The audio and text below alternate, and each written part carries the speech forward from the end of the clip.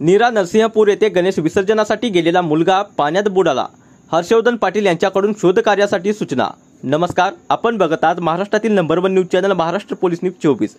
श्री क्षेत्र नीरा नरसिंहपूर तालुका इंदापूर येथे नीरा नदी पात्रात श्री गणेश विसर्जनासाठी गेलेला मुलगा बुडाल्याची घटना मंगळवारी दिनांक 17 रोजी दुपारी घडली। अनिकेत विनायक कुलकर्णी वय 16 वर्षे, राहणार परांडा तालुका असे दुर्दैवी मुलाचे नाव आहे।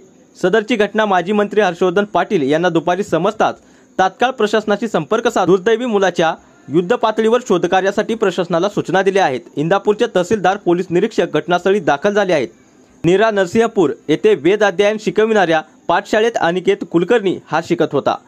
गणेश विसर्जनासाठी नदीपात्रात तो इतर मुलांसह गेले असता सदरची दुर्दैवी घटना घडली।